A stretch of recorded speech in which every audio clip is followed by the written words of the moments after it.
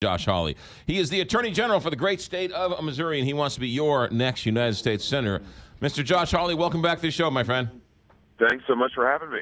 Let's first talk. It was 2 years ago we were talking when you were running for.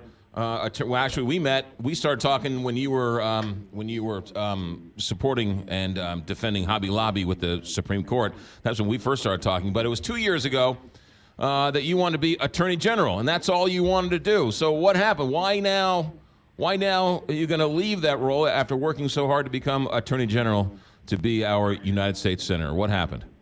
Well, this is certainly not what I had planned to do, McGraw, to run for the United States Senate. But the country's at an urgent time, a critical time. And look, Claire McCaskill has broken her promises to the people of Missouri. And that's really the driving factor here. I mean, Claire promised when she went to Washington 12 long years ago that she would be bipartisan. She promised that she would be independent and that she would stand up for the middle class in our state. She's done none of the above. She's voted with Chuck Schumer almost 90% of the time. She's voted against tax relief for working families. She's voted against conservative constitutionalist judges. She's voted for regulations that are killing our family farms and family businesses, and I could go on and on and on. So she has been a partisan liberal Democrat, and we just can't afford it. We can't afford more years of this at this critical time for our country.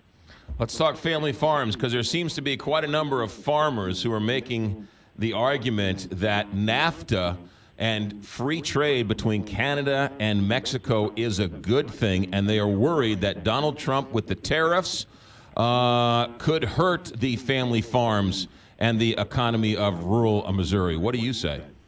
Well, this is something that I discussed with the president when he was here last week and made this precise point. I mean, look, our farm, and I come from a family of farmers, McGraw, as you probably remember, and our farmers absolutely have to have access to other markets. I mean, agriculture is our number one industry here in the state of Missouri, and more important than that, it's not just an industry, it's a way of life. And our farmers, to maintain that way of life, to grow that way of life, we've got to be able to have access on fair and equal footing to other people's markets. So, look, I am all for trade deals that actually work for Americans, not just for multinational corporations and other countries.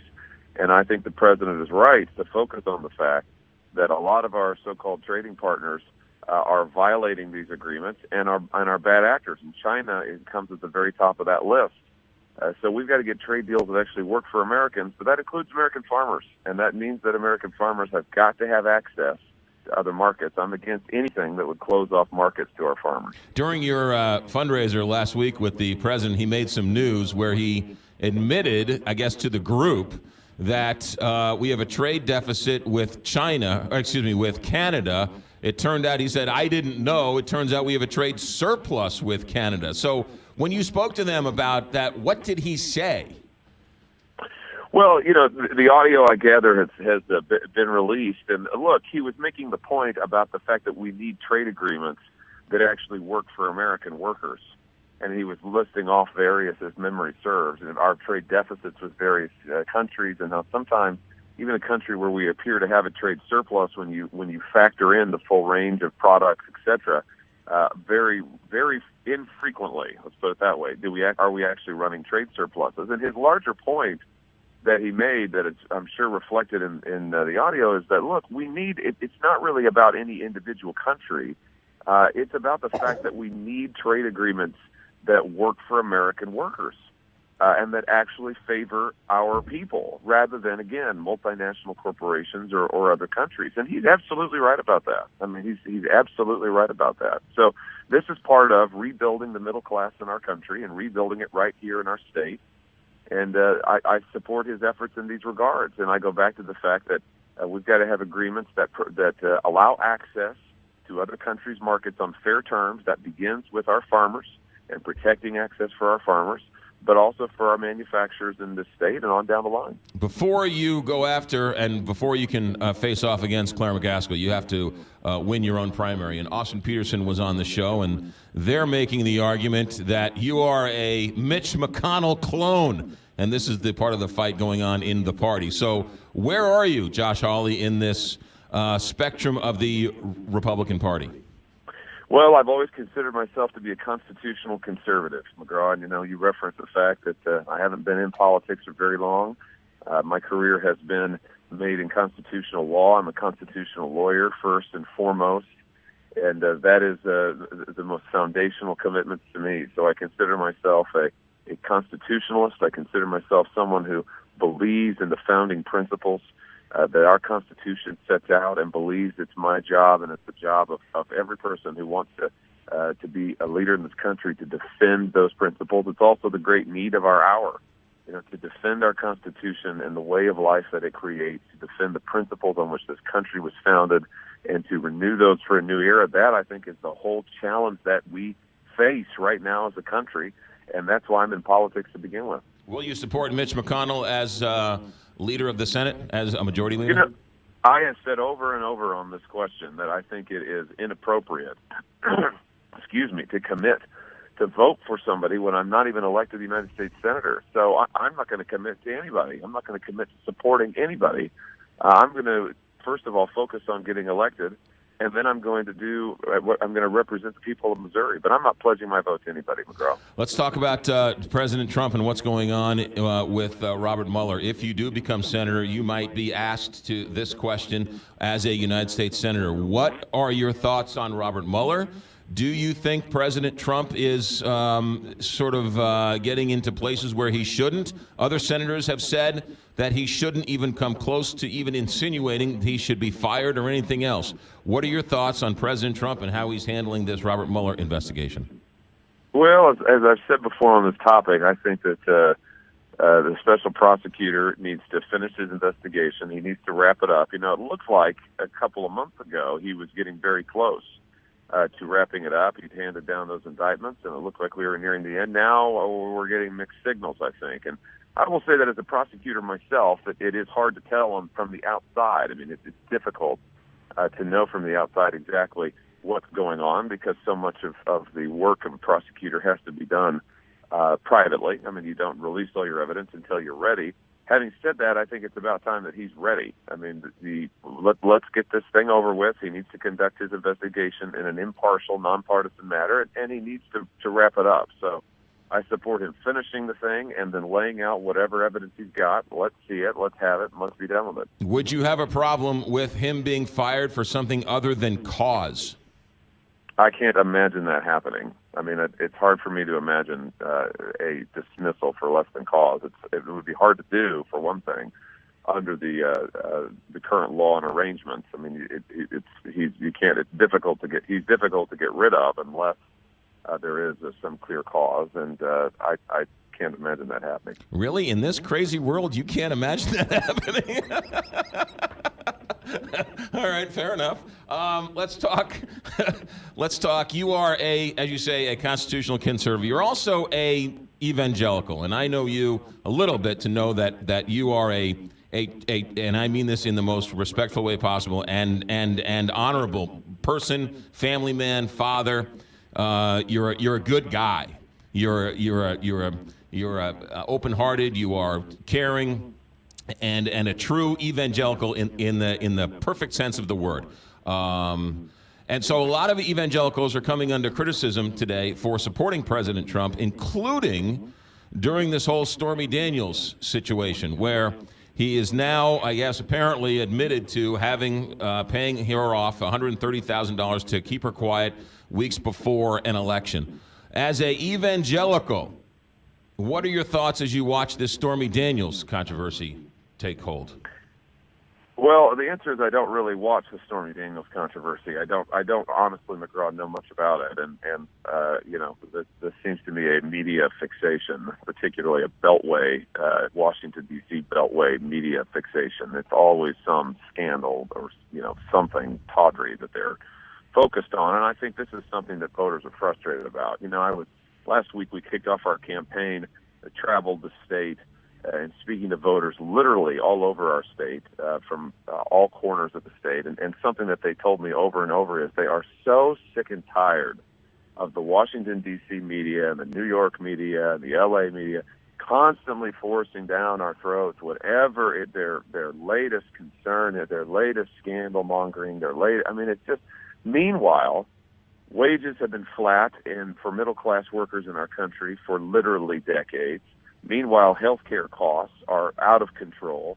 Meanwhile, education is so expensive that a second mortgage won't pay for it anymore. These are the great concerns that are animating voters in our state, and I think across the country. So let's get focused on those. I don't really have anything to say about that other stuff. All right. Josh Hawley, Attorney General, one quick question about Eric Greitens, closer to home. His controversy, I know you can't say much, but this whole Confide app investigation, your office included, you did not interview Eric Greitens, or your team did not interview Eric Greitens. Explain why, while you're doing this Confide app investigation, they never interviewed the governor. Well, look, the team sat down over a period of months, sat down with high-ranking officials, senior officials in his administration, everybody who we thought had relevant information about the use of this app on their phones. Now, the governor's team made very clear at the outset of this, when they went and hired private counsel to represent them against us in this investigation, that is to sort of counter us, that they would also assert executive privilege and would not discuss any conversations that involve the governor or any information involving the governor. And look, McGraw, here's the thing about the Sunshine Law. This is why I propose changes to the Sunshine Law to give the Attorney General's office subpoena power and to give the Attorney General's office stronger enforcement penalties, because currently, under the Sunshine Law, nobody has to cooperate for any reason. So it doesn't matter why the governor's office or anybody else from the AG's office might seek to review or investigate under the Sunshine Law. The cooperation is purely voluntary. That's not our law. That's the way the legislature has currently written it. So if you don't want to cooperate, we have no ability to force you to under the current law. Mm-hmm. So that needs to change. And that's why our revisions to the law that we've proposed, and I'm proud to say are in the legislature, and I hope they'll pass them, would give our office subpoena power. It would give our office significantly strengthened enforcement power, the ability to levy fines. It would also significantly increase the penalties for not complying. And I think that complying both with the investigation and, of course, any ultimate misappropriation or violation of the law. So I think those things are absolutely vital. You know, we did all we could with the evidence we had available. And as it relates to the Confide app, it destroys the evidence. And we're not aware of any way to recover text messages that have been destroyed with Confide. So, you know, that is what it is. Our report lays all of that out in some detail. But the truth is, we've got to have changes made to the Sunshine Law to make sure that it has real teeth in it. So as of now, can a governor and his staff use the Confide app or no?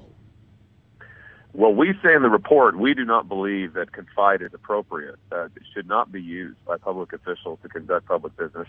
Certainly shouldn't be used on state phones. I mean, we lay that out in the report, and the governor's office has said that they will not use Confide, but it is a matter under state law. It is currently a matter of discretion, you know, and this is something else. I think there's legislation that would change that that's currently pending. And I think that's something that the legislature ought to take an awfully hard look at. So, you know, the governor's office official policy, as I understand it now, following our investigation, is that Confide is banned. We recommend the same thing, but I think that may be something the legislature ought to consider making firm and making permanent. One more thing while I still have you, Josh Hawley, and that is, last time you were on the show, you were talking about sex trafficking, and you were going at your office. Yes. I was going after sex trafficking. Where are we with all of that, and how much further down the field have you gotten? Well, thank you for asking, because it's such an important, I hesitate to even use the word issue, McGraw, because that kind of underplays it. I mean, it really is an epidemic in our state. Last summer, we led the largest anti-trafficking raid in Missouri history. We shut down 13 businesses in southwest Missouri that were acting as fronts for trafficking. We served 18 warrants, 18 across southwest Missouri. I mean, really extraordinary. We have active investigations all over the state that are currently ongoing, in some cases working with not only local but also federal officials. But let me just say this, that the evidence that I have seen, both from our raid, which uncovered, by the way, an Asian organized crime ring that was operating from China and East Asia into southwest Missouri. That's what our raid last summer found. So this is really an extraordinary problem in our state. And it's all over. I mean, I can tell you that with 100% certainty because I've seen the facts and the investigation. It's everywhere. It's in St. Louis. It's in Kansas City. It's in Springfield. It's in our rural areas. It's in southeast Missouri. It's everywhere. And we are working hard everywhere to combat it. But it's going to take all of us standing up and saying this is not acceptable, all of us saying we're going to protect our daughters and our sisters because it is women who are overwhelmingly targeted, and all of us saying this is enough. And we're going to put an end to it in our state. So we're making progress, but there is a tremendous amount of work left to do. I know Ann Wagner is trying to get that bill through Congress and everything else. Are the laws adequate, or do you need different, more strenuous laws? What are your thoughts? Well, we need a change on the online side of things because we currently have online purveyors and supporters of trafficking like Backpage.com. By the way, we have an active investigation against Backpage.com for their promotion, facilitation of sex trafficking. They sued me, Backpage, to try to stop the investigation. We went to federal court and beat them, I'm proud to say. And so our investigation continues, and it's very active. But a lot of these companies, these online purveyors and facilitators are trying to hide behind various federal laws that are meant to protect free speech. Of course, free speech is sacrosanct. You ought to be able to say anything you want online or anywhere else. What you cannot do is facilitate and promote a crime. And that's what pages and websites like Backpage are doing. And so I support changes in federal law that would make that absolutely clear. Now, I want to be crystal clear now. I think Backpage is on the hook. They don't have any protection under federal law as it stands because what they're doing is so obviously illegal. But we need to make it absolutely clear that other websites that would attempt to facilitate or promote trafficking cannot hide behind First Amendment protections when they knowingly do that. So that's a change. I praise and welcome Congressman Wagner's efforts over many a year to combat human trafficking. Nobody has been a greater advocate of that in Congress than she has. She should be commended. And then, we've just got to work prosecutors on the ground, and the police officers. We've got to continue to get them the resources they need, and we've got to go after this thing.